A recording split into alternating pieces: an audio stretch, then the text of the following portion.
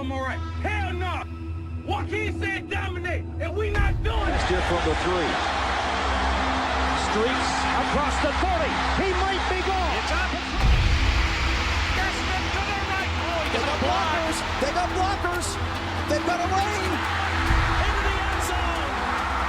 Touchdown, Miami. Darrell Langham with the grab. Stars intercepted. Oh, look out. Trajan Bandy, the true freshman. We got the truth again. Because when the U is on and the U brings it, there's nothing like it. We got to get this. And it's going to take everybody. Hello, darkness, my old friend. I've come to talk with you again. Because a vision softly creeping. All right, guys. Yep. Welcome back. Welcome back to the Miami Knights podcast, Canes fans. Sad week. We're not coming to you with much positivity today, or maybe we'll get to some eventually.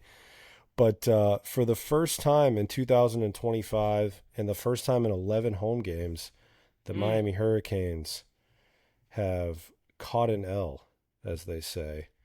Welcome back. We're looking forward to getting into this a little bit today. Probably letting off some steam. I know I've had a lot pent up. Jimmy wanted to get right into the pod on Saturday morning, so I think had a lot I on think my we're all chest. itching. Yeah. No, I think we're all itching, and obviously it was a crazy weekend, and it was kicked off really by what happened in Miami Gardens on Friday night. Boys, how we doing today? Have we decompressed a little bit? You know, I know Jimmy wanted to get this thing going Saturday morning. I'm glad we waited. I think it was nice to decompress. It was brutal. It was Friday night horror show. Friday night's a big night for Halloween Horror Nights, and that's what it felt like watching this game. I never want to play a Friday night game ever again. So okay? That's the thing, right? Is like it makes me laugh because we're the Miami Knights podcast, but like Miami Knights to me are, for the most part, they're an absolute nightmare. I mean, if we were wearing Miami Knights jerseys, we'd be having a separate discussion now. Yeah. Maybe change the name. Yeah. In general. But Jimmy, how you doing today?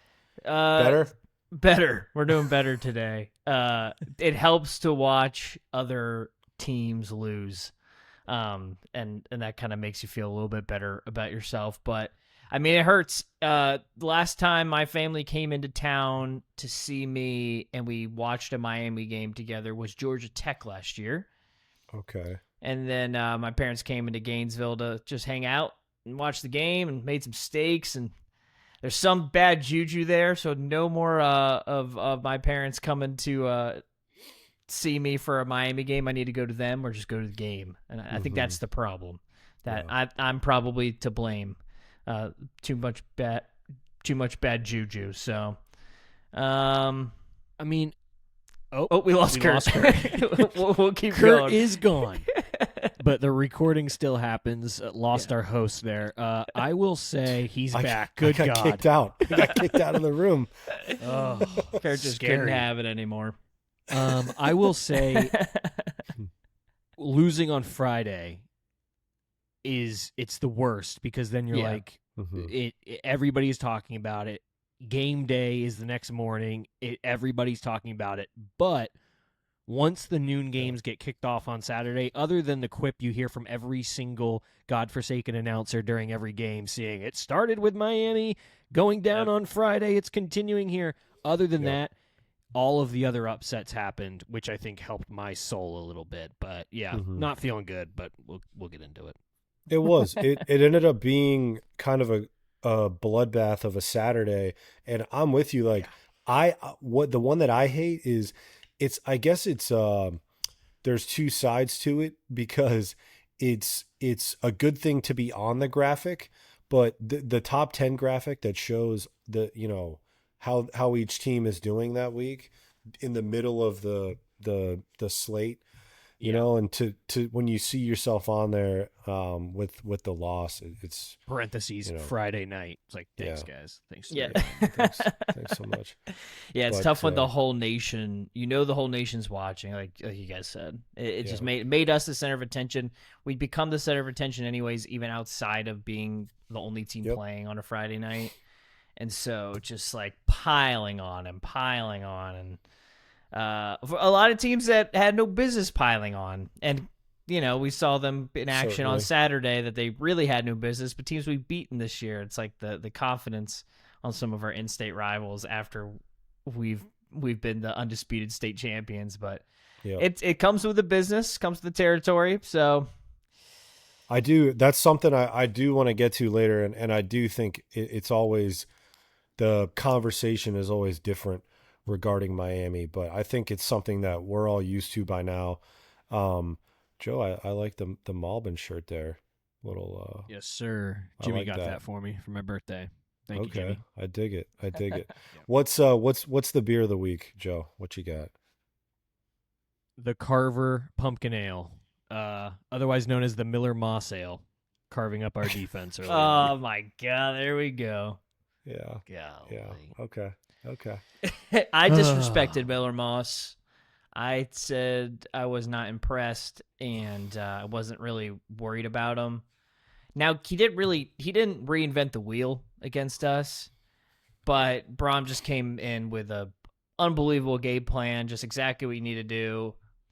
But all in all, I mean, I guess we'll just get into it if that's all right. But all in all, the defense after those first two possessions played incredible in my mind. Like, if you only give up, what did they score, 24 points to Louisville? Like, you need to win that game. Like, you need to score more than 24 points against a team like Louisville.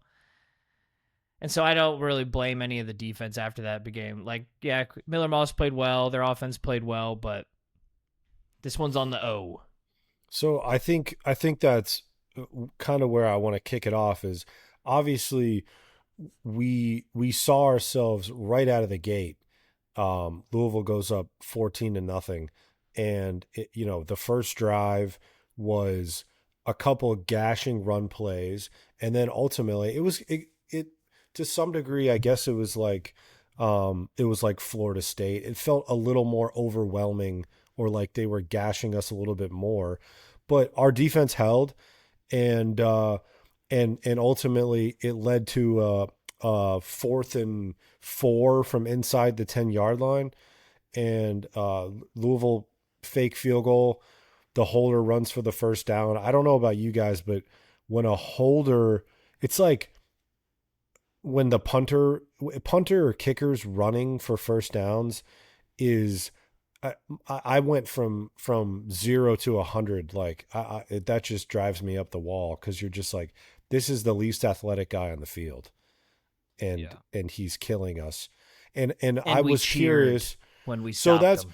I want to know from you guys what the reaction on the broadcast was, because I was at the game. I want the stadium erupted.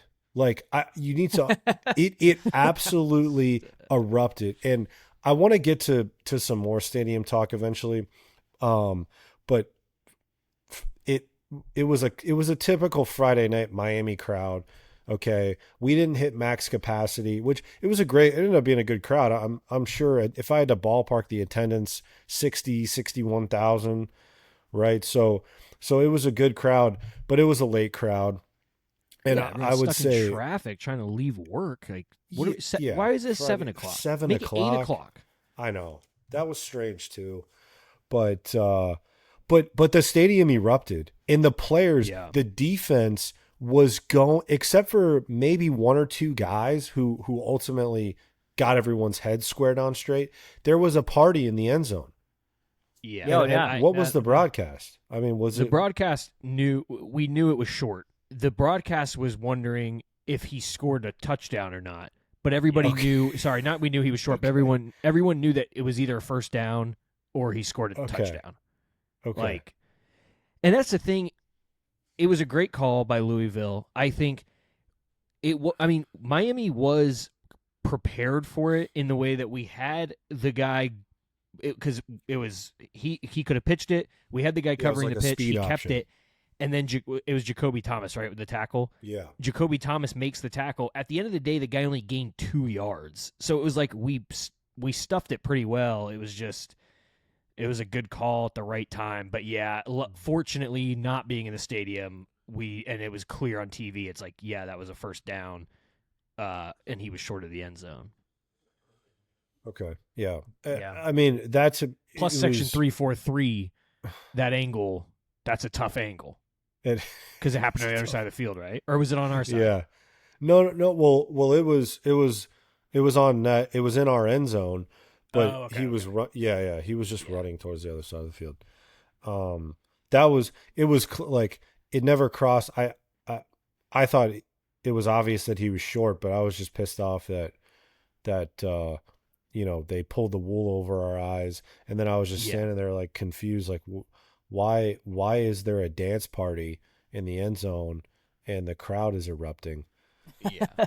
So this is something I want to mention, because all the talk is about, and we saw it with FSU, we saw it with Louisville, about how they came out, and our players said it after the game. They came out after their bye week as well. Things that was never on film. They never did any games. It surprised us. And we got hit quickly, went down, and then we adjusted, and then they went back to their normal playbook, and our defense was able to settle down, make stops. Great. Yeah. That happens. It never happens with Miami. Why don't we ever come out in our first drive and show things that aren't on film? That has to go away. The whole mindset of Shannon Dawson and Mario Cristobal thinking that it's just going to be our players are better than yours and we don't need to do any trickery or wrinkles. I'm not saying have a gimmicky offense like Florida State, but I'm saying if you can watch film on a team and say, we're going to give them something on this first drive. First drives is when everything you've got those 15 plays you're going to run. Can we give some sort of surprises that make the other team be like, yeah, we never saw that coming. They never did anything like that. It's almost like you can get it's like free points on the first few drives when you show teams something that you've never done. I don't care if it's a trick play or what, but just do something, because we constantly have it done against us and we never do it to other teams. Yeah, I mean, I don't know what game plan we had going into the game, but I agree with you, Joe. It's like you see these like customized game plans from some of these teams when they come and play us, and try and exploit our weaknesses.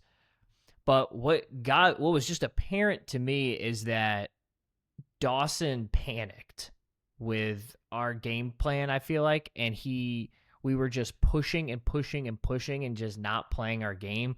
Like, I'm actually kind of the opposite in a way of, I'm like, I think we just like, we didn't play to our strengths. What got us here this year? We had, some deep passes, deep balls that we'd get big chunks of yards on, but we checked the ball down and we would just ground and pound throughout the game, and there was none of that. Our one drive in the beginning was just a bunch of deep balls, which is good. It was hitting then, but then we kept just trying to push it like that instead of just imposing our will like we've done all season, and Carson was not hitting the checkdowns. So I agree that in a sense of they didn't. Why don't we ever find exploit the weakness, and are we relying too much on our guys to just be better than them? But also, like, I don't know, the guys were open. They were there. We've seen the clips of the picks that Carson threw. First two of them are on first and second down. The opportunities were there. We just weren't playing our game. We looked like we were panicking. Just we weren't used to being behind like that. And I would say, yes, I think Dawson did not call a great game, but on a lot of those like Carson Beck was doing something that he hasn't done all year, that he was not throwing to his checkdowns. I mean, there was multiple times on those picks, checkdowns are wide open. And I don't know if I don't want to think that he's like looking at Heisman list and we're just trying to just crush stats and get the huge deep play every single time. I have no idea, but we weren't seeing that earlier in the year. We're like, could we please try over the top more because everything's checked down underneath, across the middle, but it was working. And that, once again, that was open on Friday night, and he just wasn't doing it. It was not going to the check down.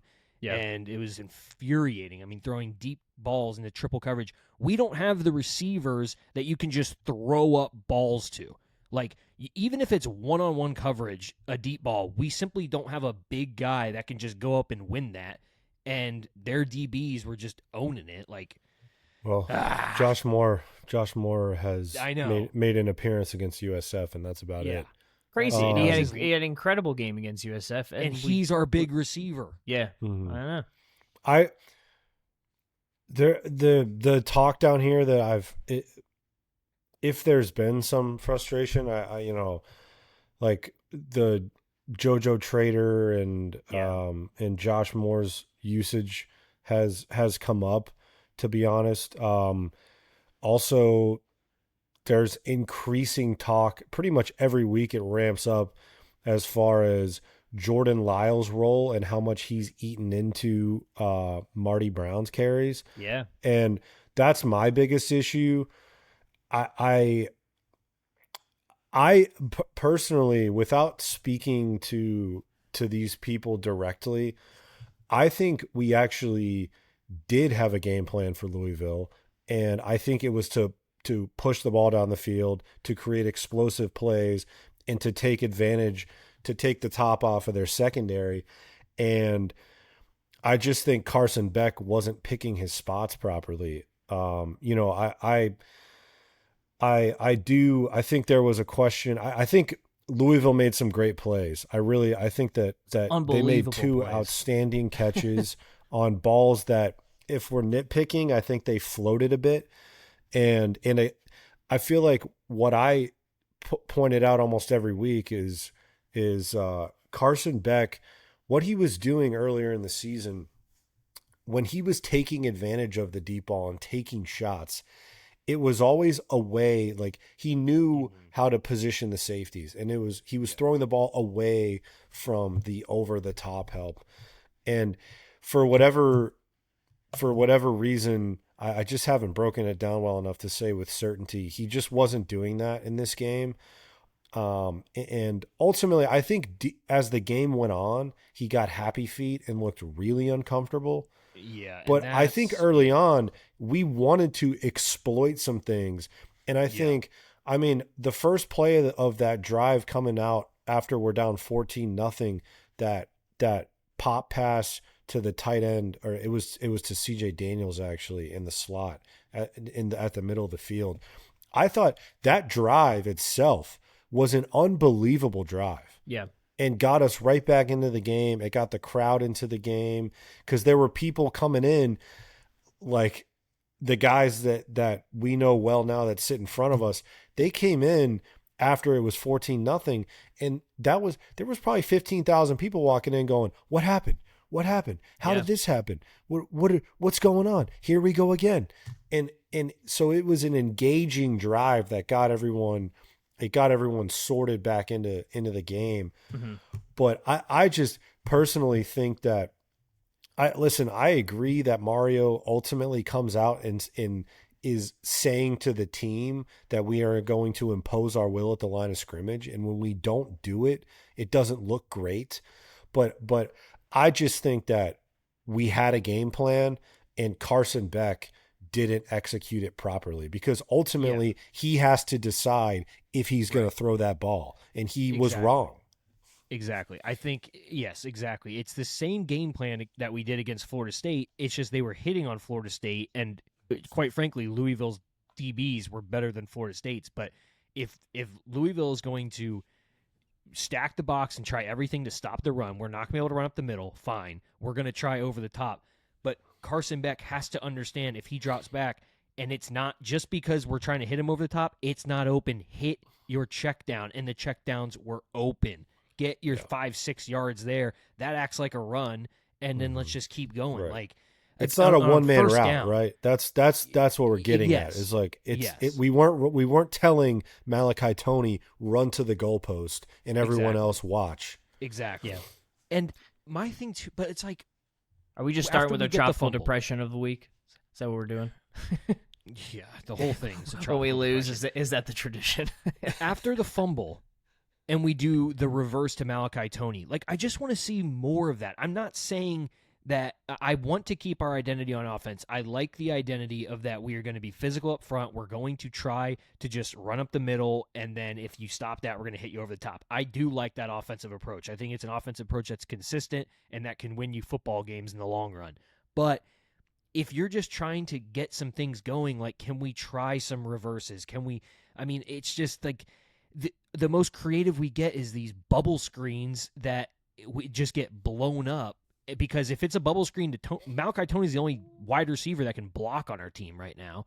And so everything's just getting blown up, and it's just, it's infuriating to me sometimes. I just want to see a few more wrinkles, because when Dawson calls it, it's like, this is beautiful. It's just always too late. Mm-hmm. So Jimmy, before you go, I just want to say, we'll get to the aftermath report. I think coming off of a loss, we can just call this segment the steam room, right? We're just letting off some steam here. Yeah, we'll just. Hopefully, we don't have to open up the steam room too many times. Do you work in the steam room? What? Mackenzie says she does. And I'm like, really? I feel like it's like a towel thing. Yeah, she was going to go in the gym the other day in her full clothes, tennis shoes on and everything. Like, you steam room etiquette is actually, it's towel only. Yeah. That's what I would think. You don't want to bring the dress dirty code. Stuff in. The shoes is outrageous. The clothes is like, okay, maybe. Yeah. But the shoes is. No, we were leaving the gym the other day, and she was like, you want to go in the sauna? I'm like, no, I'm in all my clothes. Like, I don't have a towel or anything. She goes, I'm just gonna go in my clothes. Oh, wow, wow. So, my last, I have to admit, I've got to let off some steam with Hard Rock Stadium. I think it made the night worse. The way that the fans acted, I don't know if you guys have seen videos on social media or anything. There was quite a lot of fights at the game. I saw some fights, yeah. I brought some boys from work, and I tell people all the time, like, it's obviously it's a cleaner environment than the old Orange Bowl, but the fights you see at Hard Rock, for the most part, are between our Miami fans and Miami fans, and that's just the strangest bit. And there was a lot. I mean, I'm telling you, there were guys, and maybe they're plants, I don't know, but like decked out in Miami gear, like Miami polo and shorts on. It's like walking around our section in just like seat hopping, because they didn't, whatever the case is when people do that. I don't get that either, but that's beside the point. I've never given people into the stadium in general. And I never get when people seat hop, like, in our seats. Like, you're going to the upper deck. Like, what do you like? Were your seats worse than this? Like, I love our tickets, but it's like Joe see me do when our row's not full. I have no problem. I tap people. And I'm like, these are my seats, and they're like, what? And I'll just be like, I got, like, it's 1 through 7. Like, you're not sitting here. But these guys were bouncing around looking for fights, and ultimately, they found one outside of our section. It was the one, I don't know if you guys saw it, where there ended up being shoes everywhere, because one of the guys was wearing flip-flops. I did see this. One of them was wearing Sperry's. Yeah, there was like a bald guy who comes flying in. It was him. Was it right by the ramp? Yeah, it was right at the top of the ramp near the Dippin' Dots. Should have known that. Yes, yeah. And then there's an FSU fan. In FSU hat, FSU jersey. He was walking up and down the row, pointing at people and like just goading people, looking for a fight. And I don't know how I don't know how something didn't go down with him, because multiple times Alex was getting into him. But it's like, it was ridiculous. The fan experience was. Alex is a season ticket holder in the rows right in front of us. Long-time season ticket holder, brings a large group every time. Great. Has never seen the first quarter.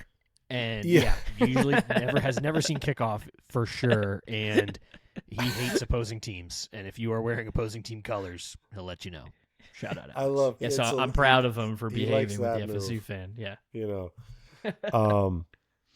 Yeah, I was just that just kind of made it worse. Like I was just annoyed by the fans a little bit. I heard Conga got played right before the drive to try and tie it. Yeah. It's bad. It was. I don't love the fan experience either. It's fun. I'm there to see the football game, so this is not like whatever. I mind my business and I just eat my nails or eat my fingers off watching. I've got enough to worry about with how in 7 years it's been brutal. But on a positive note, it was really cool. Devin Hester was there. Jalen Phillips. DJ Khaled. Who took a lot of flack for I don't want to talk about Jalen Phillips right now. DJ Khaled Jalen Phillips can't stop a run to save his life right now. But Devin Hester's he's long been one of my favorite guys. It's a good one to bring back for Louisville from Devin Hester. That they've been very intentional this year with that stuff. Brock Berlin against Florida. And they obviously, when they showed Devin Hester, they showed that punt return like on a loop. And, it's like, he's the greatest returner of all time. He has other highlights, but it was very intentional. Which could have had a cool. punt return highlight for Malachi Toney, but called for a fair catch, I guess. Listen, the refs, obviously, it's every game. The refs stink. Miami just has to get used to the ACC refs in particular. They are looking for any reason to call a flag. So any close call, the yellow is coming out. It's absurd. It's out of control, but it's just what we're just going to have to accept it at this point. They're going to call a flag on everything. It is one of my gripes with our team, though, is there were some penalties that weren't called that should have been called, but we still had 9 penalties for 67 yards. It's absurd. It's crazy. And I look at a leader on our team like Francis Mauigoa, and that stupid push. You just cannot do that. And it takes away our momentum. We have the ball. It automatically sets our drive back. Yeah. And it's just like these types of things cannot happen. That was right. Was that one that was the first drive. First drive. Yeah, exactly. We're all like, third all right, down. We're only down by 4. Yeah, third down. Let's move the ball. Let's take the lead and turn this game around. And that that immediately took the wind out of our sails to start that second half. You're thinking, all right, we can flip the momentum right here. And we didn't do it. And it starts with our leaders with these penalties. Like I look back at this game, and I'm not one of these people that's blaming this on coaching, because I think our players just simply didn't execute, and their players executed on every single level that they could.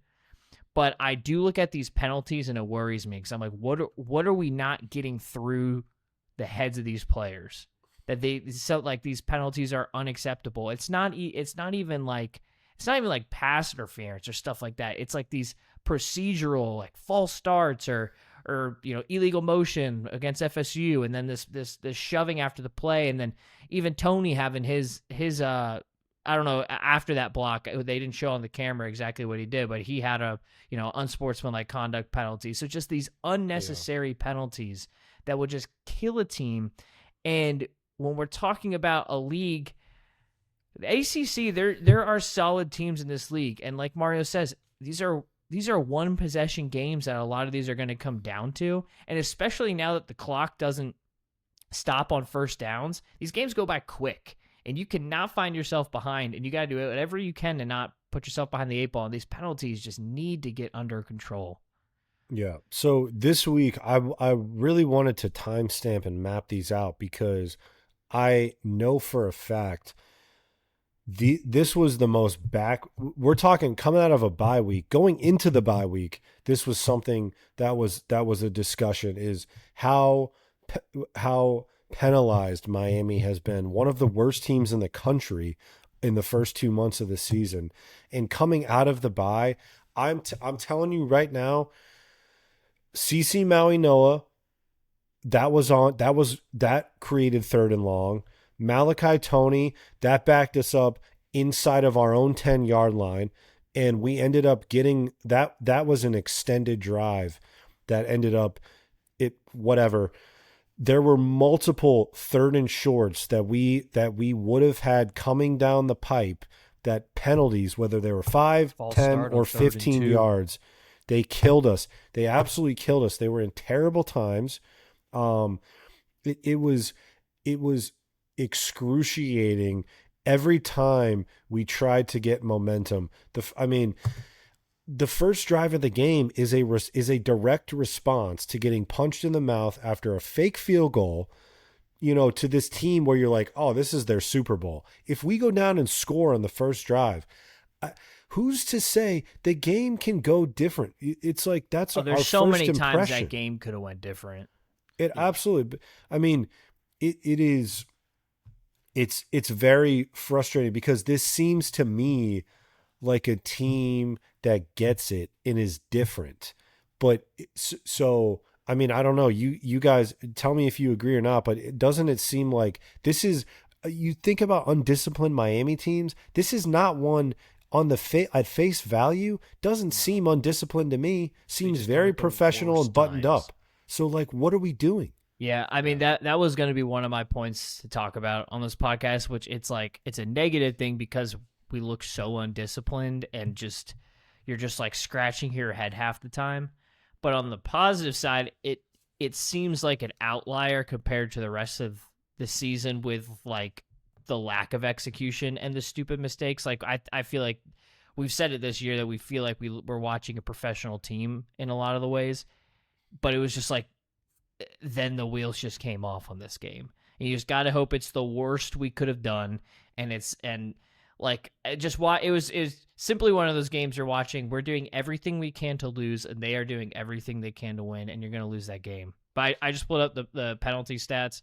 Out of 136 teams, Miami is 130th in penalties. That's brutal. Is that bad? That's pretty bad. Storm Awards? That had to be tropical depression, right? Listen, maybe after a loss we just do the steam room. I mean, I don't know. Listen, we can do them. We don't, and I know we got into Carson. We don't got to get much more into it, but we're gonna get into it. It's Storm Awards time. Yeah, you got 4 turnovers. And, Storm Awards. Yeah. All right. So we're gonna transition here. We're gonna finally make our way into the official second segment of the show. We're gonna get to the Storm Awards. Let's start on a positive note. Let's try to get some positivity in here. All right, been a lot of negativity. We've been venting a little bit. Let's start with our hurricane of the game. Joe, I'll start with you today. Let's get a little positivity up in this. Yeah, and I think we have to get positive. And we'll talk about this further on because the whole season is still in front of us. So we got to stay. We have to take positives from this game. We gotta regroup. But I'm going, and I mean, rinse and repeat. The guy is special. Malachi Toney. There was a point during this game that it truly felt like he was the only person we had on offense. He's an absolute gamer. The way when he scored the touchdown after the fumble, and when he just like told the crowd like, calm down, quiet down, like we got this. Like he's just so mature. He's unbelievable. He doesn't drop anything. He probably should have had a punt return taken for a touchdown.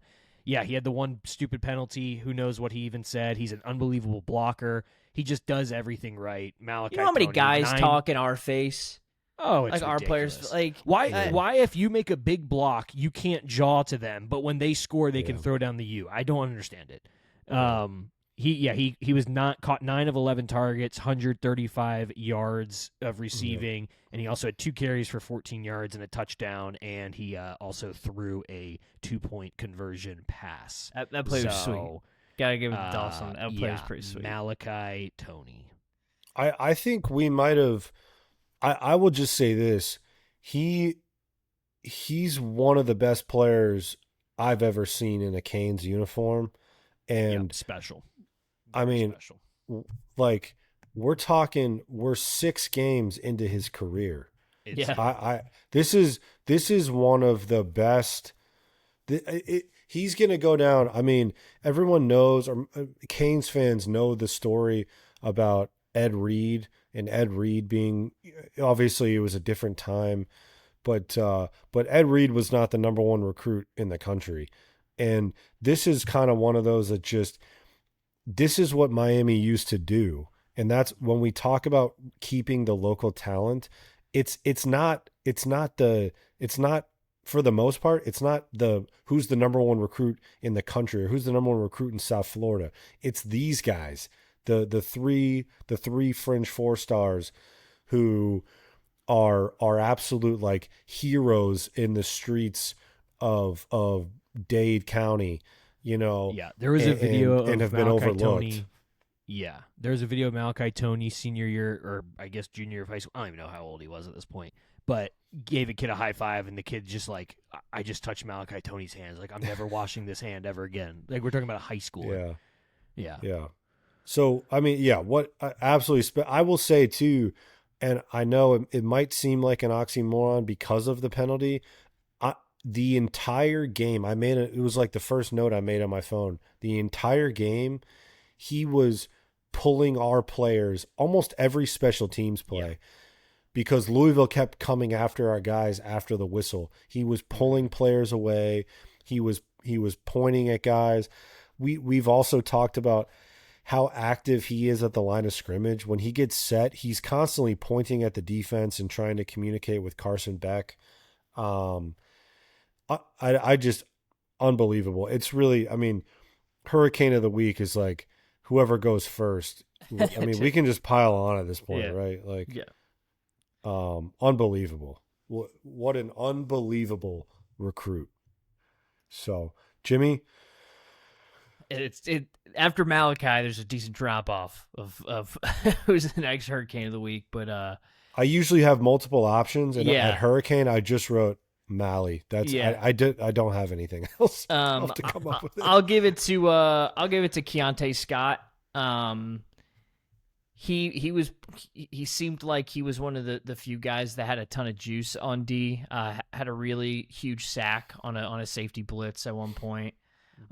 Good to see his name, because we've been hearing a lot about Jacoby Thomas, and he's been kind of the highlight with those safeties, and so to see, you know, him make some plays. He had 9 total tackles, 8 solo, 1 sack, 3 tackles for loss. So Scott was one of the bright spots on defense. Yeah, I will say, he was definitely flying around, made some big plays in the backfield, but you saying his name reminds me of the fact that we missed a lot of tackles on Friday night. And I know sometimes that can be a symptom of coming off a bye week. I do think we were talking about how we felt about bye week, how we felt about that. We liked it. We didn't like it. It kind of reared its ugly head in this game, where it was not ideal for our team to have that much time off with very little gameplay. And I think tackling was one of the things that showed where that slipped, because we've been so good at tackling all season, and it just was not there on Friday. Yeah, PFF gave his stat. Isaac Brown, Louisville's running back, had 16 missed tackles forced versus Miami. No other running back this week had more than 8. Yeah, that was shocking. It was also shocking how his first point of contact was like 15 yards down the field. Yeah. And that's a guy that we talked about as a local guy that got away. Boy, he's in person. He's really fast. I'm going to go with Carson Beck now. I'm going to go with OJ. This isn't Louisville's awards. Yeah. I'm going to go with OJ Frederick, actually. And again, I'm sort of grasping at straws. I'm glad that we can finally mention him, though. I do. He was obviously outstanding last year. Another guy who was a 3-star in high school who made an immediate impact last year and kind of cooled off this year. But at the end of the day, like when you're a corner, if you're not intercepting the ball, he doesn't get picked on very. I mean, if you look at like the splits of quarterbacks steer the ball away from him frequently. But this week he was able to get his hands on 3 passes. He had 3 pass deflections, and I really I think he's outstanding, and I don't think that this year he's like fallen off or gone anywhere. I just think he's been so solid that he doesn't get picked on very much. But OJ Frederick was good. Yeah, he was getting so upset himself for like not picking the ball, but some of them were like, this was not going to be an interception, OJ. You don't have to be upset at yourself. Like, you made a good play. I can tell you, you could really tell that. So Louisville, this was the other thing, is Louisville's route tree was very basic. I mean, I can't. My frustration with the defense, that's been the good part about decompressing for me, is because, again, we're talking about 10 points after the first quarter. The defense really, as the tackling was frustrating and it was shocking, but they scored 24 points. I mean, Jimmy led with it. It was the first thing he pointed out. And I think Corey Heatherman, the way that he can have these guys playing so aggressively but keeping everything in front of them, this season does not go off the rails for me for that reason, is because this is the difference, is that the defense is not going to get beat. They're just not. Everything stays in front of them. And it's a credit to OJ Fredweek, to all 4 of the safeties that cycle in, to Xavier Lucas, all of these guys in the secondary. What an incredible job they do of keeping everything in front of them. And listen, I mean, real quick on OJ Frederick, he had to line up against Bell a bunch. And that kid's Bell's good too. He's very good. Wow. So it was a tough matchup, but he definitely held his own. And I would say with our defense, I did like the adjustment. In the beginning of the game, we were blitzing, sending our linebackers. Louisville was just killing us with the quick hit, mesh across the middle. Just we had no chance. We adjusted, started dropping the linebackers back, and then if we can get to the point where we can only rush 4 or bring a safety once in a while, like we did with Jacoby Thomas or we saw with Keontae Scott, and trust our defensive backs to be able to win one-on-one coverage, if we can do that and not have to have a safety over the top, that would be huge. And we saw it start working against Louisville. I think we will be able to really do that against Stanford, especially. I haven't seen what happened to if their quarterback's going to be healthy for this game or not. If he's not, my God, should we be able to tee off on that and not have to worry about them hitting us over the top? But and to add on to I was happy with the adjustments. And to add on to the defense, they kept us in the game. That we were dead in the water. 7 minutes left, 24-13. And they come up with a big fumble. I think the glaring weakness from this game is something that it doesn't. It might surprise you. It doesn't bother me that much. It's our linebackers can't cover. No. And we knew that was going to be an issue. Yeah, exactly. And I think what negates that is how good the secondary is, but it's also the defensive line. And I've got to give Louisville credit. It was very frustrating to watch, and it kind of, to some degree, you want to say it's Bush League. It's not, but they were chopping us on the edges and just flat out shooting Bain and Mesidor low in the knees. And Mesidor struggled with it. It's an annoying thing because it's like, play us straight up and either block us or don't. Don't hurt our guys. And Miller Moss held the ball for an average of 2.32 seconds. Yeah, that was the game plan. Listen, Jeff Brom, I should have. That was an oversight, I would say. Yeah. Huge oversight on my part. Jeff Brom is a great coach, and we should have talked about that going into the game. He is absolutely outstanding. The guy, he won at freaking Purdue. Yeah. He knows exactly how to scheme up for his first 2 years at Louisville. He's 9-10 wins. I mean, he's got the most wins in the ACC in the last 3 or 4 years or whatever that stat was they showed on TV. Oh yeah, 23, right? Yeah. Mario's at 22. Mario's second. Yeah. So, and they were putting to to take advantage of that, basically they were putting a lot of two running back formations, two backs in the backfield, or they were splitting the running back out off the tackle, and they were shooting the defensive ends and exposing the linebackers.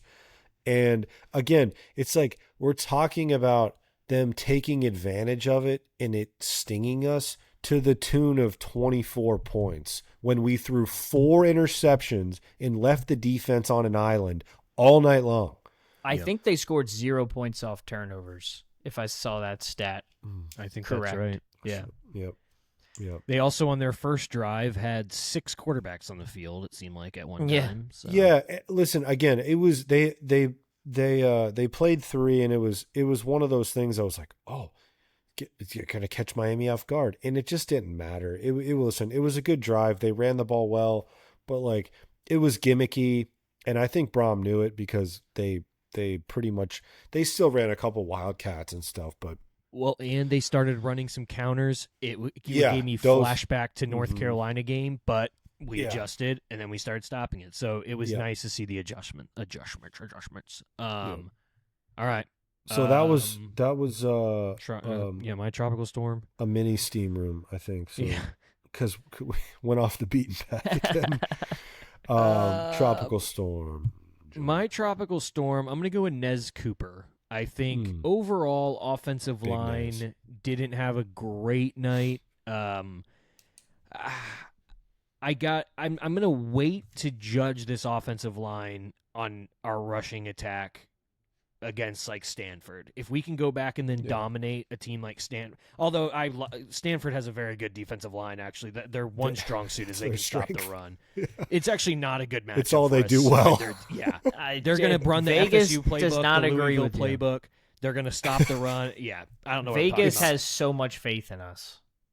Well, but that specific thing, it's the only thing, they're outside of the top 100 in everything except for rush defense. So it's like, I mean, we're going to get into that. What is that? That's a big game for Carson Beck. Everyone's looking ahead to SMU. Do not look ahead to SMU because Stanford is going to force us to throw the football, and he has to have a bounce back game. But Nez Cooper, he did not give up a sack. He gave up one pressure. He didn't have any penalties called, and then he had that giant pancake block that was one of the coolest things you'll see an offensive lineman do. And again, like I know we tried doing that. It seems like that play with Malachi Toney works a lot. I would just like to see more of it. I think it's almost just like instead of running up the middle, like that's just another extension of the running game to be able to run a play like that. And it was cool to see Nez Cooper out in the open, just destroying a young man like that. So yeah, I'll give a Nez Cooper tropical storm. I'm gonna go with Poyser. He was the one. I don't think he forced the fumble or he got the fumble. He recovered right? it. He recovered it. Yeah. And of course they shoestring tackle. Thank God we scored a touchdown there. But he had 6 total tackles, 5 solo, 1 tackle for loss. He had a good game as well. Just harping on the defense more. Defense, outside of those first 2 drives, I think played a really good game, and he was a good part of that. Mm-hmm. I love it. Wow,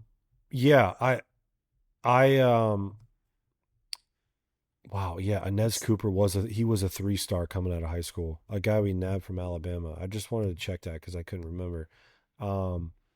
Big Nez. He's been awesome. That's a guy that I'm going to be sad to see go. I'm kind of on the same tune as Joe here. I had offensive line pass protection only. Carson Beck had all day to throw. Yeah. I mean, this guy he's seriously like, what a mental meltdown he had in this game because he had all day long to throw it to whoever he wanted to, and he was just flat out wrong. A lot. I thought the offensive line in pass protection was awesome.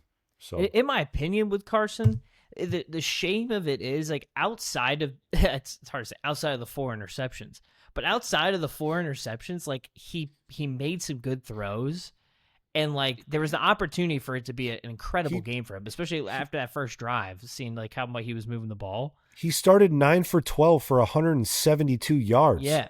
Like it just like it almost didn't hit me until the game was like ending. Like, whoa, Carson just had like a blow up game. Yeah. Let's get into our tropical depression of the week. Yeah.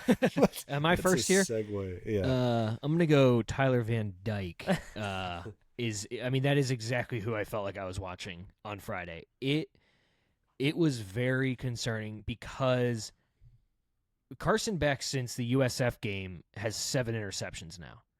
And going into the season, that was the whole thing of we were worried about the interceptions. And because that's what haunted him last year at Georgia.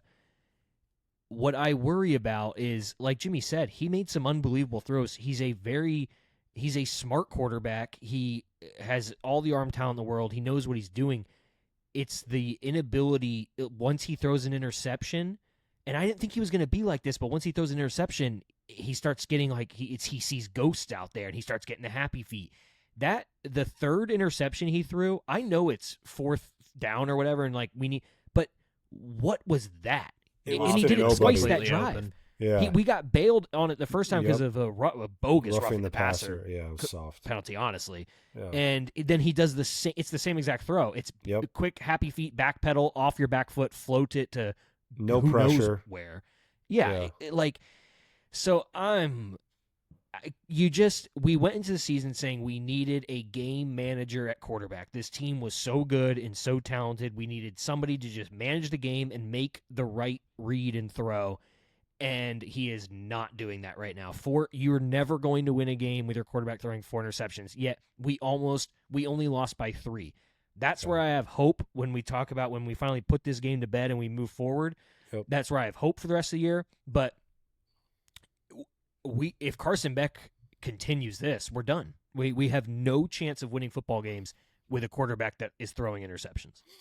And maybe you guys will be surprised to hear this probably, but I was thinking on Friday night, like, if Emory Williams was at the helm of this offense, I mean, Kurt saying that, oh my God. It's when you know the season's because you're dark. right. Because this is a team that has so much talent. It has receivers. It has everything. We've got the slot guy, we've got the deep guy, we've got the jump ball guy. Like, we've got 3 running backs who are all complementary. We've got the offensive line. I 1,000% agree on both fronts that 1, we just need the game manager. And 2, it's like when he throws the first pick, the seal gets broken, and it's like mentally he just goes to like this darkness. That's like he was not pressured. He was hardly pressured at all in this game. It was very bizarre. And it's got to stop. It 100% does. I don't get it. Like, what happened to him at Georgia? Yeah. You like hope he gets it out of his system, but you're like, but this has been in his system. Yeah. I mean, I'm not going to lie.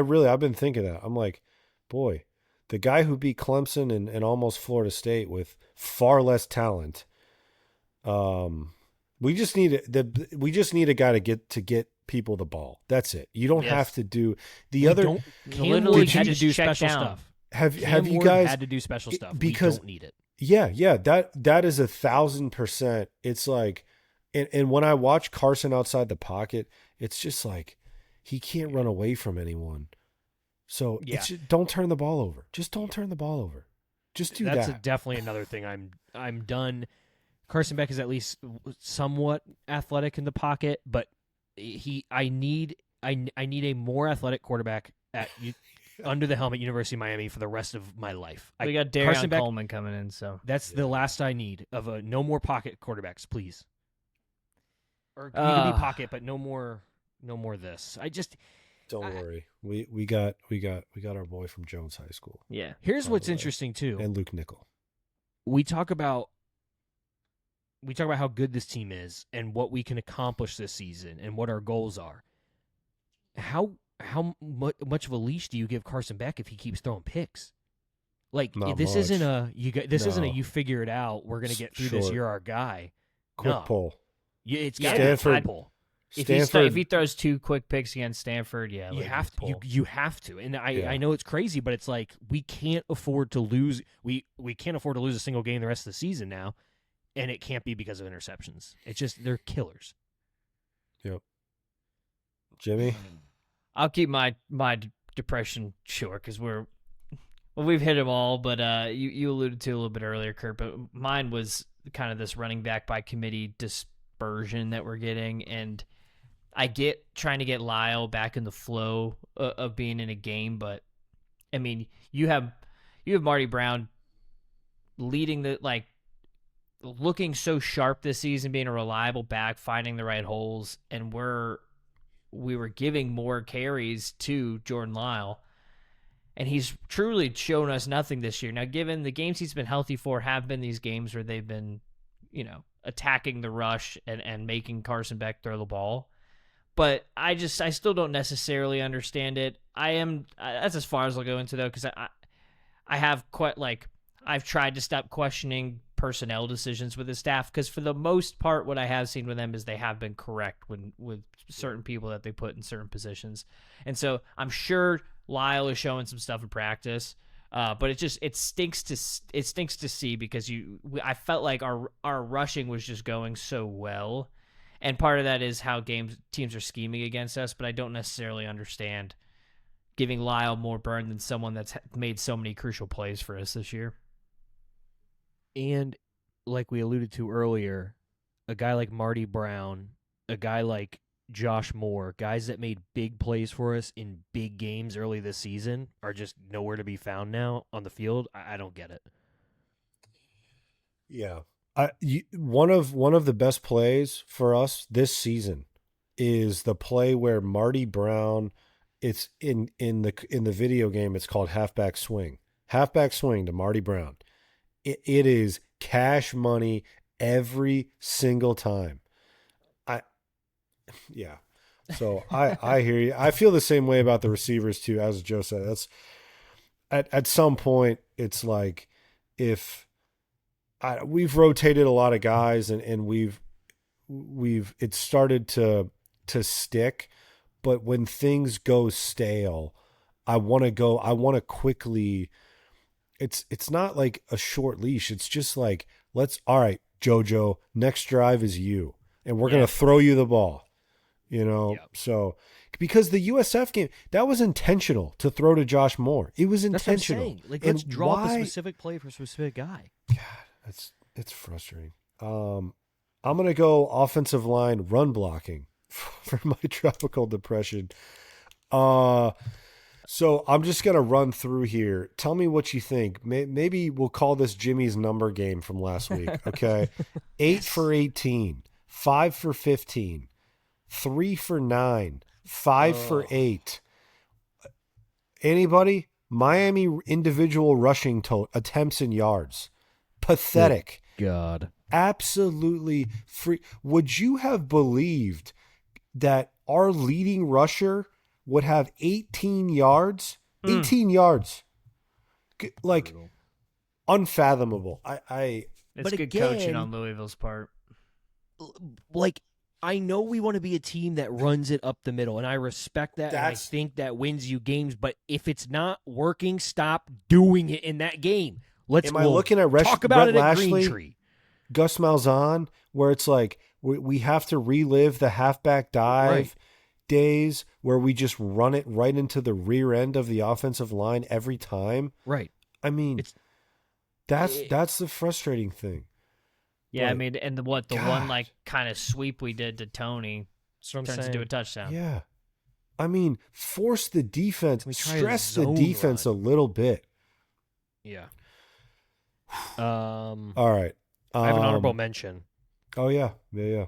Elijah Lofton. Yeah. What the heck? Okay. What is he doing? Yeah. He's regressed. No, he's not good. Regressed, and then in the most crucial play of the game, you run a wrong route, you make the wrong decision.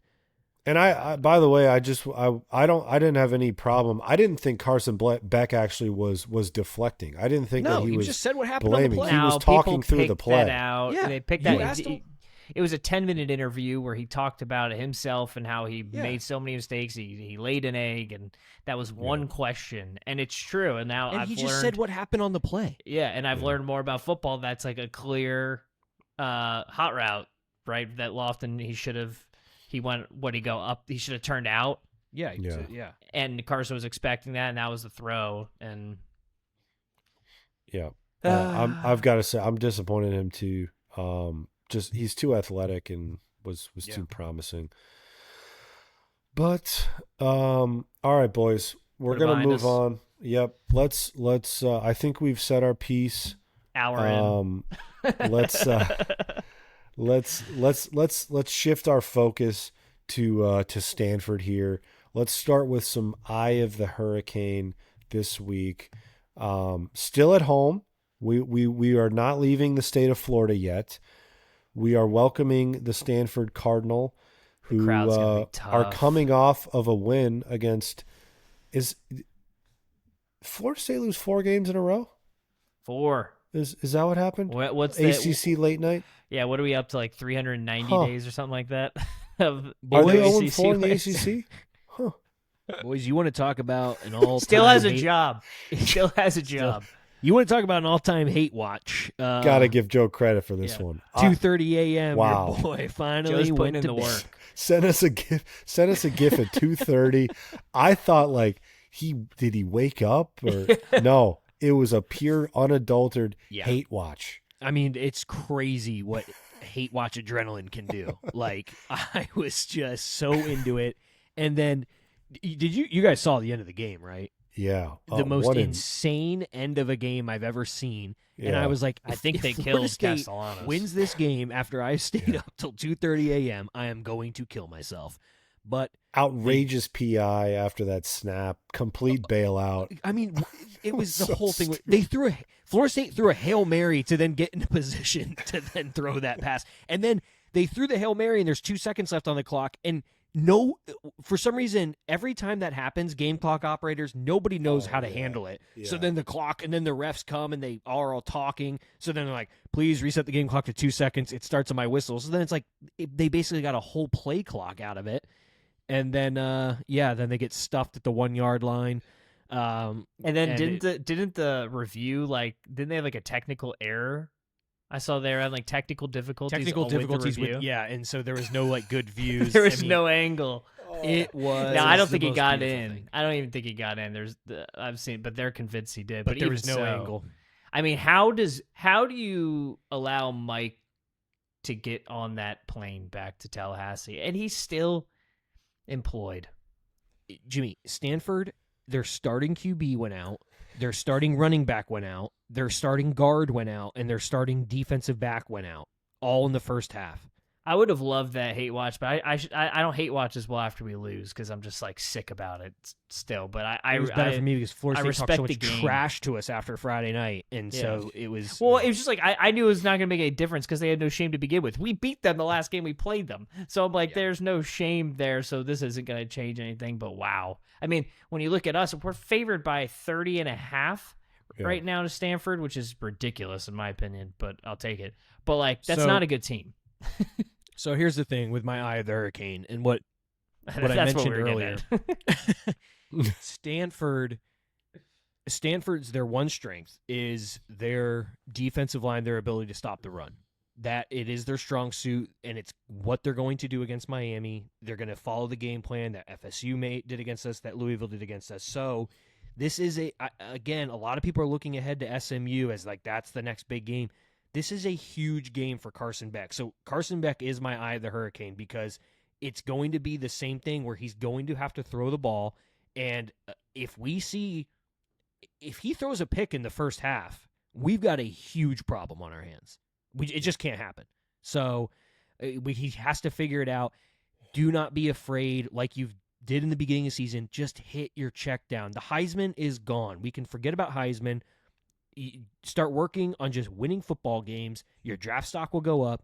Hit this check down. the over the top will be open. We'll start opening up if we keep hitting the check down. But yeah, it's all on Carson Beck this week.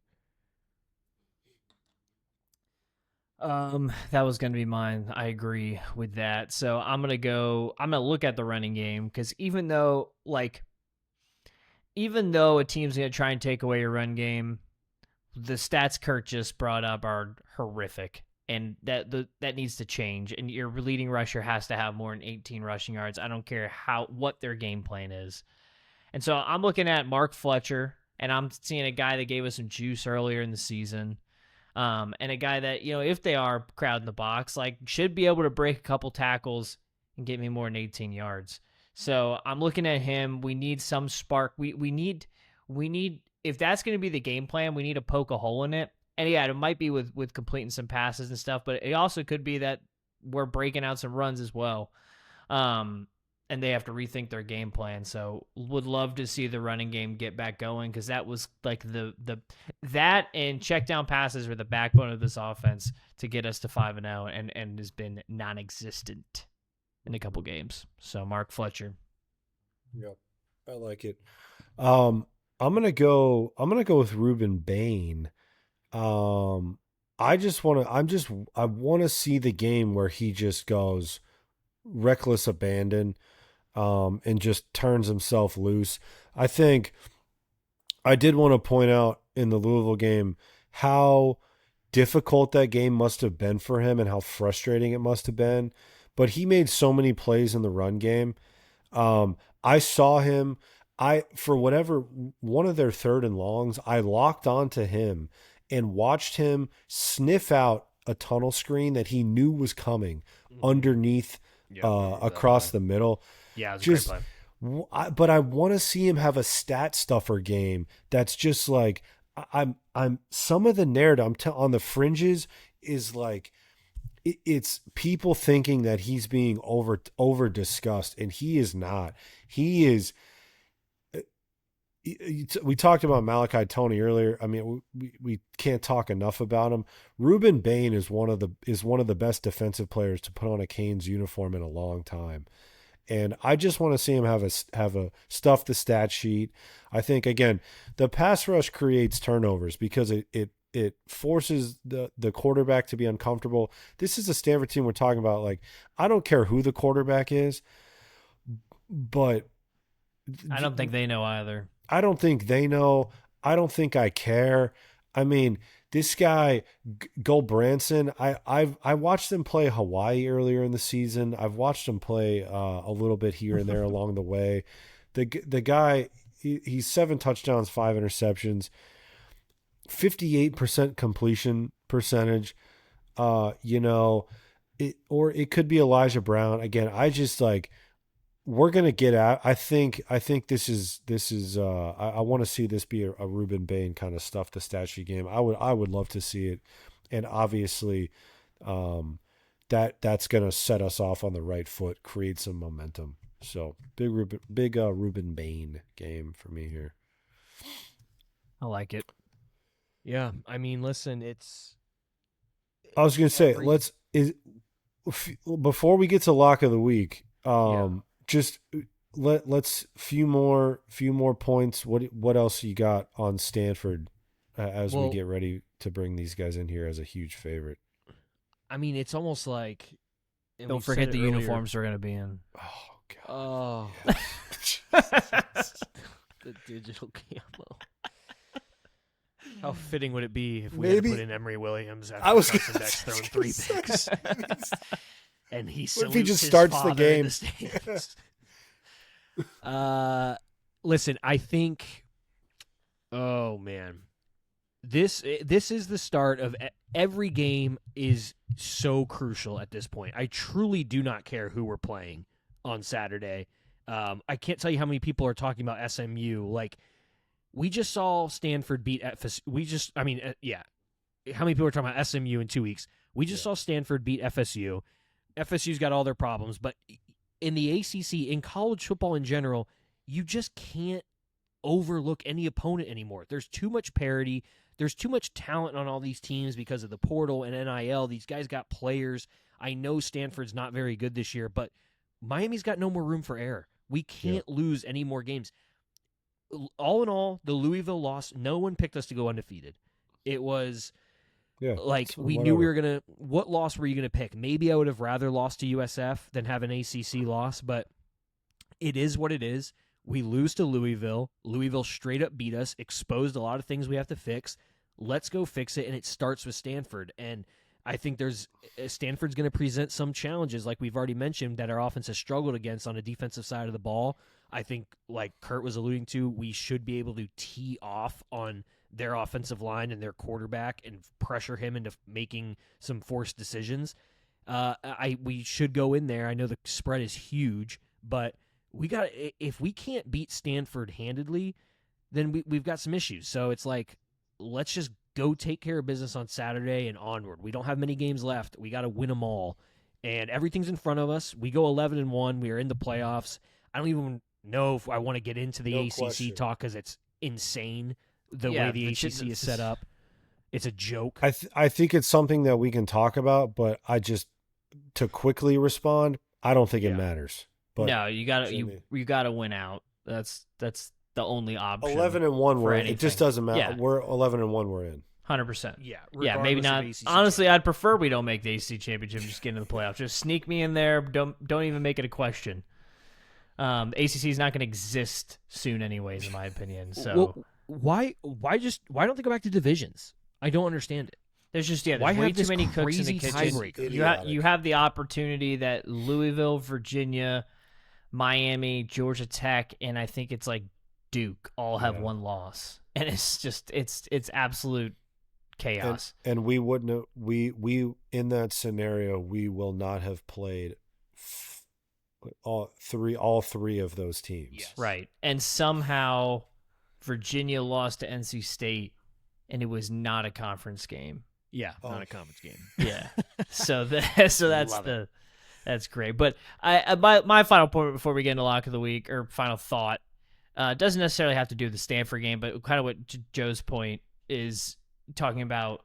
You can't take a week off. There is so much parity in college football now with NIL. You got players like Miller Moss, for example, going to Louisville and getting a second shot after not doing very well at USC. So you got these players that are dispersed all around the country, and you also like looking at a team at like Louisville who was going into that game as 4-1 with their only loss against a top 20 team in overtime against Virginia, and they are not ranked. So everyone talks about how horrible this loss is for Miami, but like this team, if there's an SEC patch on their jersey, they are 100% ranked. I'm watching this Tennessee Bama game the other night or last night, and I'm thinking, I'm like, wait, who is Tennessee? Like the two hard games they've played, they've lost. But yet they're ranked number 11 in the country. And so, or now they're 17. LSU. Who's LSU beaten? Like Clemson's their best win. Exactly. And so like it's just like the new AP Top 25, there's 10 SEC teams in the AP Top 25. It's ridiculous. Sure. And so they're already starting this narrative, and I hate that we're even in this conversation now, because like I was telling myself, Miami, just handle your business. You don't have to worry about the conversation. If they win out, you don't have to worry about the conversation. But just the SEC bias is horrible, because like I tweeted it out today because it was just bothering me, because I'm hearing it all day on college football just about how good Alabama is and how deep the SEC is, and all these coaches, they have the same talk track in the SEC, and it's week in, week out. The ACC, it's tough to win in the SEC, and Bama lost to one of the worst teams in our conference, and not only lost but just got their teeth kicked in against Florida State, a team that has not won an ACC game since 2023.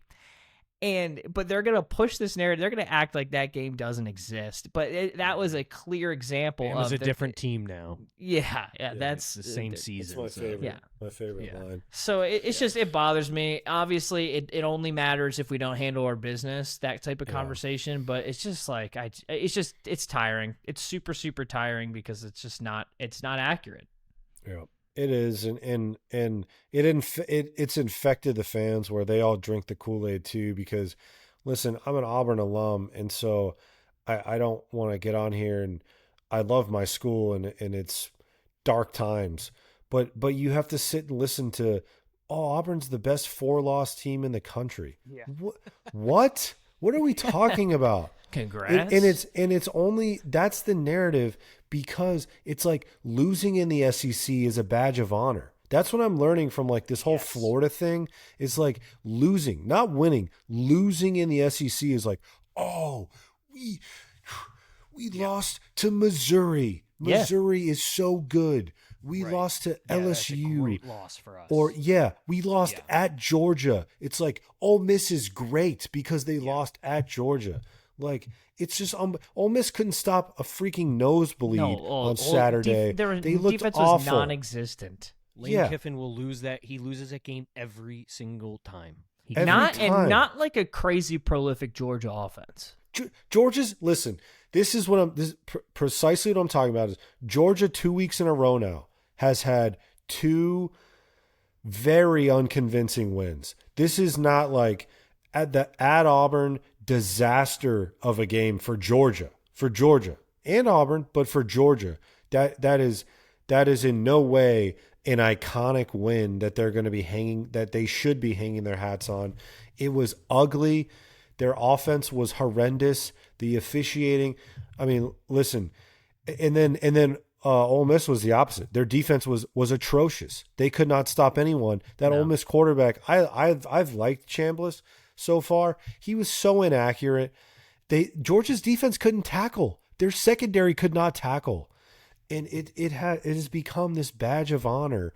Texas is still ranked. They're 22. We're in the SEC. Yeah, Texas can go mess around at Kentucky and look like garbage. And it's like, we still have to. Texas is still ranked. They should have dropped Texas out of the rankings. You go to Kentucky. It's impossible. It's almost impossible that Kentucky lost that game. They outgained Texas by over 200 yards. When you texted me about it, I couldn't believe it. I couldn't believe that because I didn't watch a second of it. A&M almost dropped it to a horrible Arkansas team. To Arkansas. Yeah. That's the perfect. Auburn plays Arkansas this week, and it's like, Arkansas almost beat. It's already setting up for Hugh Freeze. Being a coach in the SEC must be awesome. Oh, it's because you can excuse. you can blame the refs, or you can say, well, we lost to Georgia, or you can say, well, you can already lay the groundwork for how this Arkansas team, scored 42 points and almost beat Texas A&M. Like, it's just this amazing feat. But yeah, I'm glad we got into that too with some steam. And that sort of segues me into, I was really happy that I agreed with Nick Saban. The one good thing about that loss, the only tolerable thing conversation-wise that came out of the loss on Friday night on Saturday, to me, was Nick Saban. And talking about how this loss is good for Miami. And I think on multiple levels it is. With, obviously, it's frustrating to have to say that we needed a wake-up call, because we talked about the fourth quarter of Florida State should have been a wake-up call. And having our 2 bye weeks gone, and it's all frustrating. It's not excusing the loss by any means. What Nick Saban is getting at is that it gives us a chance to refocus and really say, like, look, we can't mess around. We've got to be preparing for each of these AC, like the ranked wins thing. It's done. Now we just got to beat the teams that we're supposed to beat. Yes. And that's got to be the mindset for the rest of the season. And what I don't want to go unnoticed, especially by us as we talk about the rest of the season, is that losing in October is, thank God, because if we lose, you think about how short-sighted the college football world has gotten, to where a perfect example is Alabama. It's already been forgotten that they lost to Florida State by 2 touchdowns. Doesn't matter. Loss. It does not matter. You look at the top 15, probably the worst loss out of any of those teams. By far. It is by far. It is by far. And it's already, Alabama is on their way. I'm telling you right now, Indiana, Ohio State slip up, Alabama will be the number 1 team in the country. Yeah. And so losing to Pitt in November, no good for us. Ohio no State's good. not going to slip up though. That schedule is a joke. Yeah, They don't play any of the. But Ohio State and Indiana play each other, don't they? Yeah. No, do they? I thought. Oh, I thought. I don't think they do. We're all clicking. Yeah. Ohio State's defense is so good. No, Jimmy's right. They don't. Wow. Their schedule is extremely favorable. Wow. They don't play It's a terrible. decent team until the last game of the season. And Michigan's not And even you that guys good. know how I feel about Michigan. Who did Ohio State lose to last year at home and went on to win a national championship? They lost to a 6-5 Michigan team. All right, Mm-hmm. Yep. we can do this. Oh, listen, I'm No, not I down. think- I'm not down that. It was more so that it was. Listen, we actually didn't talk about this. This was my preseason prediction, right? But then I let the season change my mind, and I let myself believe that we were different, and I still feel in a way that we're different because of the fact that that game, like I said, felt like an outlier. But I still, it's like this. The Stanford game is going to show me a lot about what this team is capable of. How different are we? Yep. We All right. all right, Go ahead, one Joe. more thing. Yeah. And then we got to move on. Throw it Joe. in Yeah. there. Throw it in there. I was gonna say it's just such a weird game because, like we said, we couldn't have played worse. We made so many mistakes. We threw 4 interceptions, and at the end of the day, we had the ball in field goal range to kick a field goal to go in overtime. That's what we. Oh, we had it. Yeah. So That it's could have like, been our wake up call too, with a win. and then you're like, okay, do you feel better about that, or do you? I feel better about that fact that we played that bad and still only lost by 3. I feel worse just that Carson Beck threw 4 interceptions. That is the concerning point because we need him. We need a quarterback. So we'll see. That's why the Stanford game's huge. Fans, do not look ahead to SMU. The Stanford game is huge for Carson Beck, for this team to get back on track and be like, can we win out? Joe's not watching SMU tape till next week. No, I am not. It wasn't just a hate watch last night watching FSU. It was me watching tape of Stanford. There was a little bit of booing in the Louisville game. The Boo Birds will be out against Stanford. Booing quickly. Booing Carson. Yeah, booing the offense. When we couldn't move the ball, people were booing the offense. I rewatched Middle Tennessee State game this past week because I'm sicko. God. Why? Because I was watching 2020. I was watching 2022 highlights of I don't know what I was watching, but I was like, I feel good about Miami right now. I think I'm ready to I'm ready to watch this again. And boy, Carson Beck, that second interception, how loud the boos were. I forgot how loud they were. Yeah. Guy got booed out of the Oh, stadium. you mean TVD? Yeah, man. Yeah. Sorry. I understand the mistake after what we just watched. But Yeah. All right. Put it to bed. All right. Onward. All right. Let's see. Back to work. All right, boys. We're moving on to our lock of the week. Presented by Geico. Geico, 15 minutes. Could you imagine we get our first sponsor? It's Geico. Giant. All right, Joe's. I think Joe's found his tread again here. He's rolling along with back-to-back wins again. Moves him. Joe's 6-2 on the season. Catches that dub. You know what? Gosh, this just. I think that Georgia Tech line. It was so confusing that it was like. Yeah. Vegas must know something, but that game pretty much went exactly how it should have gone. It was a classic. So Manny kudos Diaz to you, game. Joe, for just saying, like, I'm going to hang in there. Yep.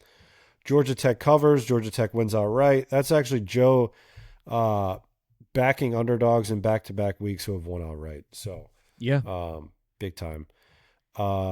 Jimmy. We don't need to talk about it. Yeah, we don't need to talk about it. Jimmy's found his tread back in the losing column. South Carolina. Boy, South Carolina horrible. has problems. They've got Horrible. issues. They were. Did you see the that Beamer is? It's weird to think about. He might be on the hot seat. I Maybe think that's he just is on the hot seat. fans, No, but people are done with him. Yeah, crazy. Who does South Carolina think they are? Right. Anyways, They got demolished against Oklahoma. I had Cal. You know what? I obviously I did not watch a second of this game, being that it was on Friday night after following our loss. I was so excited to watch it. Yeah, Cal wins, but they do not cover the giant Did you see how that game ended? spread. Oh, God. Yeah, the fumble and stuff. Yeah. That I can at least hang my hat on the fact that like UNC is a complete mess. Yes. Like I think Cal's got some things that they're working out with this young quarterback and stuff, but North Carolina is just an absolute joke. Does SMU play? No, Virginia plays North Carolina this week. But I'm 500, so trying to hang in there, but 4-4. So Joe's back in the win column. Joe has the lead comfortably at this point. We will start with Joe. Yeah, listen, I've been doing good taking the underdogs. I'm doing it again. I got FIU plus 2.5 versus Kennesaw State. A little Tuesday night Conference USA Tuesday. action. So we will Weekday know early CUSA, if baby. I God. continue my win streak. Yeah. Yeah, Yep. there's football every night of the week for the next few weeks. Tuesday. Yeah, it's like Yeah, 43 days or FIU, something. they had a nice win last week against Western Kentucky. Kennesaw State, I mean, they're better this year than they have been in years past, but I like FIU at Pit Bull Stadium. They're in the Dale. 305. Dale! Did you see there might be an issue with the playoff schedule if Miami hosts a game at Hard Rock? There's also a big soccer matchup happening, and so someone said that we should play our playoff game at Pit Bull Stadium. Stephen Ross will not see heaven. if Stephen he Ross does has this. some big decisions to make this week. That's all I have to say. Please fire Mike McDaniel. You talk for his about career. taking the focus off of hosting a playoff game would be a joke. Insane. Yeah. I can't let FIU, myself go there. plus 2.5. All right. FIU. I love it, Joe. I bet FIU this morning at 7:30 in the morning on the money line. So Nice. I love that. Yeah. I completely agree. Jimmy, I'm, I'll give you the honors here. Thank you. I need it. I'm looking at the best 4-loss team in the country. I'm looking at the Auburn Tigers. I don't appreciate that. Negative. They're favored by 1.5 at Arkansas. Arkansas is a bad football team. I watched Notre Dame absolutely dismantle them earlier in the season. Auburn, I mean, yes, there is so much SEC bias in that conversation, but they have had so many close losses that's like I'm just thinking just odds here and just like luck, like something's got to go their way, and this has to finally be it. So favored by 1.5. I'm gonna go with Auburn. That's basically mean they're just gonna win it. So yeah, I'm gonna go with the Tigers here. War Eagle. Auburn does have a good defense. War Eagle. So actually has a really good defense. It's a shame. Yeah. I kind of like a handful of games this week, so I've had a hard time. USF Memphis is a good one. I like USF. I'm gonna roll with Texas A&M here. My gut just tells me I feel like the Brian Kelly thing is going sour. I think Nussmeier is clearly playing injured, and I think LSU's got some issues, and while Marcel Reed is going to be a problem, dude is just crazy athletic, and I just watched Diego Pavia really embarrass LSU's defense. This LSU team is just not very strong. It's along Joe's point. The fact that they're even ranked still, they're number 20 in the country, I think is an absolute joke. I think this team has in SEC play, really outside of in Division I play, 24 points this past week against Vanderbilt was by far their best offensive performance. They have struggled to break 20 points all season long. And just in my opinion, not a very good team. And if I can catch inside the hook here at 2.5, I'm going to do it. And, listen, it's Baton Rouge at night, but I just don't think this is a very good LSU team. So that fan base is out of it right now. I mean, the hire never made sense. Brian Kelly at LSU couldn't happen to a worse person. Oh, just cannot stand the guy. Oh yeah. I mean, listen, he's 1 week away from sending someone up into a video tower. No. So. Yeah, we're just gonna let that go for Brian Kelly. Yeah, we're all gonna forget that happened. All right, Brick killed a guy.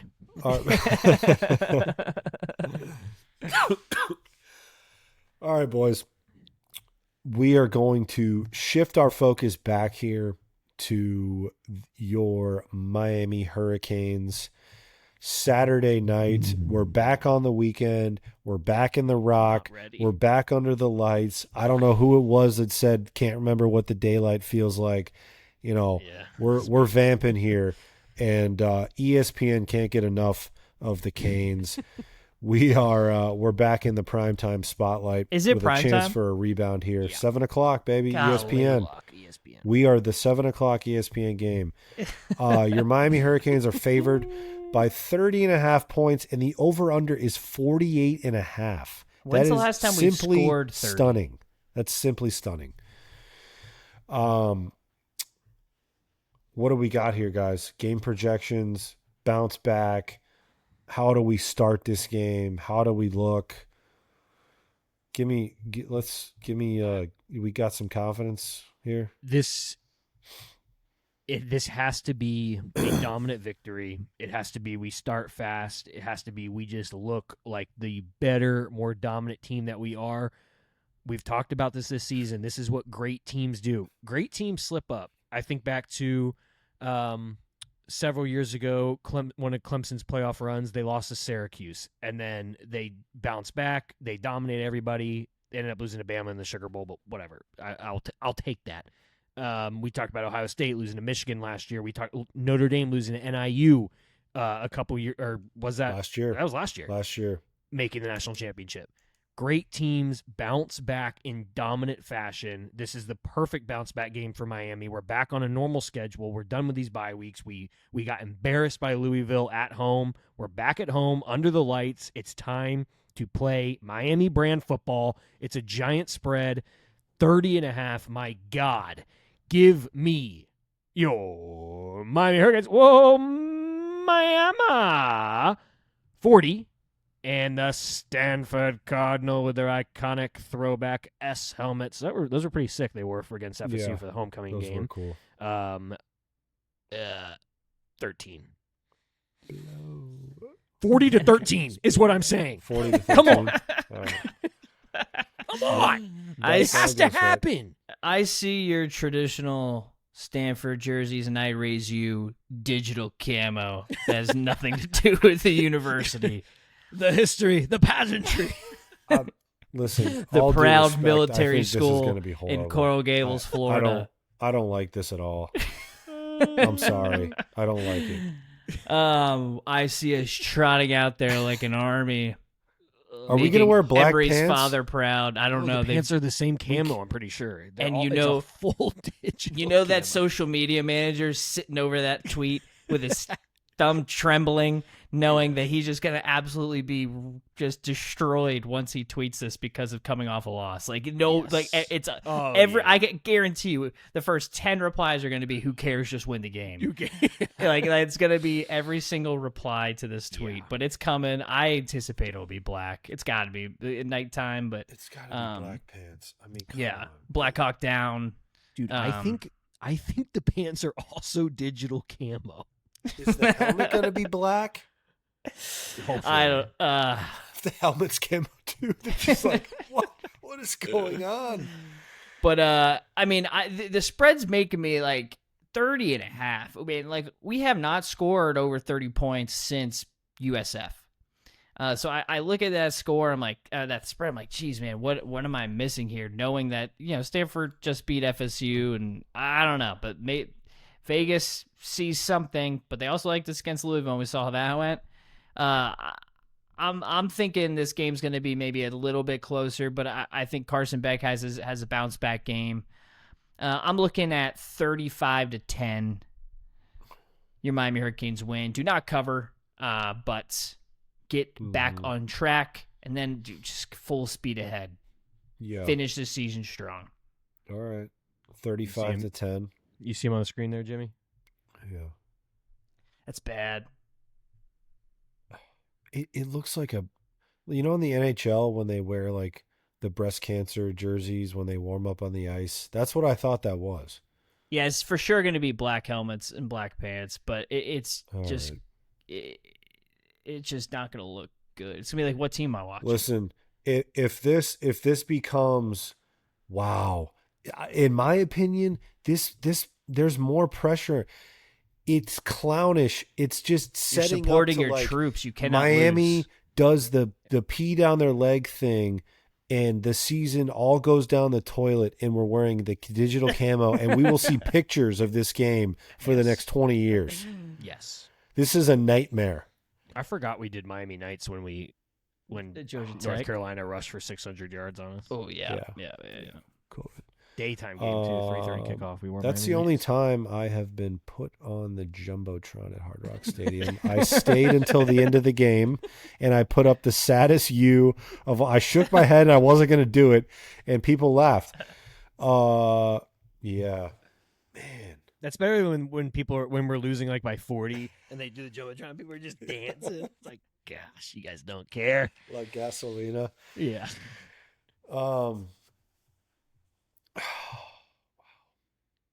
It feels like that the uniform. I'm reading too much into it. It's for a good cause. Yeah, listen, I think I'll tell Jimmy why the spread is 30 points. Stanford is utterly horrendous. These are their offensive ranks. Okay. Yards, 110. Yards per play, 110. Rushing yards, 132. Rushing attempts, 112. Completion percentage, 113. QB rating, 96. Should we go to the defensive side? Yards, 115. Yards per play, 122. Passing yards, 134. Passing attempts, 129. Completion percentage, 134. I think you get the point. Yeah. Stanford is absolutely horrendous. It's shocking to me that Frank Reich is their coach because at one point I liked him in the NFL, and he had things going for the Colts for a little bit there. Andrew Luck is their general manager. Stanford is a mess. They just got a huge influx. I think maybe they'll get this thing sorted out, but for the time being, they are. This is a really bad football team. This is the first quarter of this game will tell me pretty much everything I need to know about the rest of this season for the Canes, in my opinion. Wow, it's like he moved back to Palo Alto and he became like, he doesn't look like he was an all-time great quarterback. Wow. Oh man. I think the Canes absolutely steamroll here. I look at the defense as a strength. We can nitpick last week, and obviously we've said our piece about it. But this defense is still really, really, really good. I think this defense is legitimately a top 10 defense in the country, and I think we're just going to absolutely suffocate Stanford. I think Stanford is on bagel watch for this game. My official prediction is going to be, I do agree with Jimmy. I'll have to see this offense absolutely blow it out of the water to believe it, because I'm concerned about Carson Beck here. But I'm going to go 38-3. I think it's going to be comfortable. I think Stanford is going to struggle to score 3 points. I think Their kicker's not very good either. We're in good hands with Mario Cristobal. my concern here is Carson Beck. That's plus who, we're wearing camo. It's even on. harder to see them out there. It's true. Yeah, it's literally meant to camouflage. Yeah. Oh well. Yep. All right. So, listen, I think that we'll end on our positive note, right? We think we're going to bounce back here against Stanford. Real quick here, do we have best of X? I got one. And then I got to go to bed. It's getting an hour and 40 minutes in here. It's getting to Joe's good stuff. Stanford FSU kickoff time for Joe. Hey, after a loss, episodes are always going to be longer. Yeah. Got to get off our chest. I can start. Go ahead. This was a screenshot from a Big Ten broadcast, and the sign in the back says Big Saturday or Big Ten Saturday, but they're blocking it. It's backwards on this, but it just spells Big Turd because you can't read it. And so it was just like that the whole time. So thought that was good. That is awesome. Mine is Chris Nee from Knowles 247 tweeted before the game. Nothing says ACC football like the Stanford band, an empty stadium, and a 10:30 p.m. Eastern kickoff. And there's a picture of the Stanford band that was struggling to make an S. We get that at Miami, struggling with our band to make certain letters. Stanford Nerd Nation at Nerd Nation 07, a Stanford account, quote tweeted that right after the game and said, nothing says ACC football like FSU losing to a Stanford team without our starting QB, running back, guard, and cornerback. Before you talk, pardon my language, shit, make sure you can back it up. Get the, I won't say this because I don't know if it's allowed, get the FUCK back to bum FUCK Tallahassee, you poverty-ass program. He just had that ready to go back to Chris Nee. Got him good. It was beautiful to watch, and that was the last tweet I read before I drifted off to a nice slumber after that hate watch. Awesome. I was trying to find, in like dead serious, I saw Antonio Cromartie and Danny Cannell both, I thought had very, Antonio Cromartie essentially was saying, Florida State fans, we've lost the plot here. Why are we talking about Miami when we can't win an ACC game? And Danny Cannell, I gotta admit, Danny Cannell's growing on me this year. I don't know what he's got. Yeah. He still said some dumb things, but in general, he's growing on me this year. But this is my favorite one. I was able to find this, and it set me off in a group chat earlier. I couldn't sit on my hands anymore with this whole Florida thing. But it's a UF guy, and he says, greatest weekend in a long time.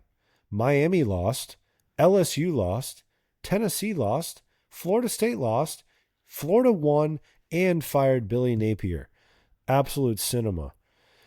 And essentially it's just like, have some pride. Yeah, dude. Like, they're staring a 4-year rebuild in the face right now. What a sad fan base. I mean, that UF is that low where like it's just, they have to act like this is Super Bowl weekend because they fired their coach because they're so bad.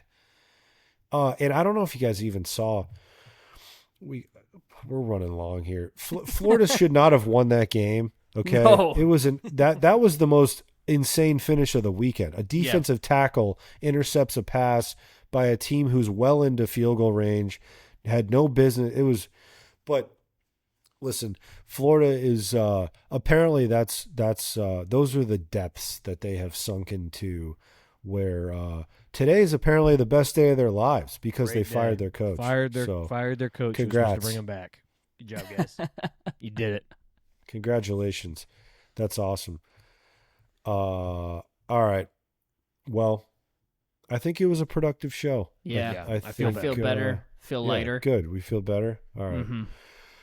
Hopefully that's extended through the weekend. Hopefully the last steam room of the season. Here. Yeah, let's. So we can bring back. I want to see the players let out some steam on. We can bring Stanford. back a little storm cert. What's the category called? Recap. Storm aftermath report. Come on. Yeah. I want to see what you guys do. Joe wanted to call it the the destruction FEMA Red Cross report. Frankly, I want to see some war crimes this weekend. Yeah. Listen, we're going to be on a short week. Oh yeah, it's like we're going to be on. We're going to be on a short week heading into a big road game, our first out-of-state road game in Dallas next Friday. So we certainly want to have some momentum going into that game against SMU. So big bounce back opportunity here for the Canes. But that's going to do it. Thank you everyone for tuning in again. Again, check us out on YouTube. It's we're on there with a little bit of footage and stuff. So good stuff. We're gonna do anything during the week. I know I'd like to carve out some time. Text me. Put a little more in-depth Stanford prep on Thursday. That'll drop Thursday morning. Okay.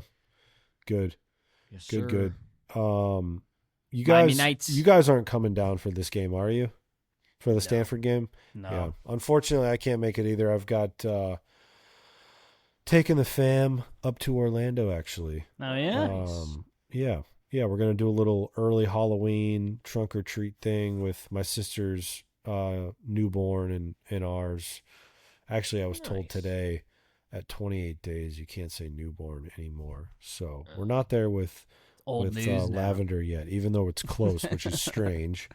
But we'll be with the babies hanging out, watching this one from Orlando. So sadly, I don't know what the crowd's going to look like, but I hate I don't want the players to feel let down. I don't want Mario to be mad, and I feel like I'm contributing to that by not going to the game. But you've done your part, Kurt. Yeah, I'm not going to be face down in a ditch somewhere, or at my tailgate. I've got an excuse. So, all right, boys. We'll see if the boys from Baghdad can get it done. Yes. Just picture every Stanford player is Bin Laden. All right, boys. Go Canes.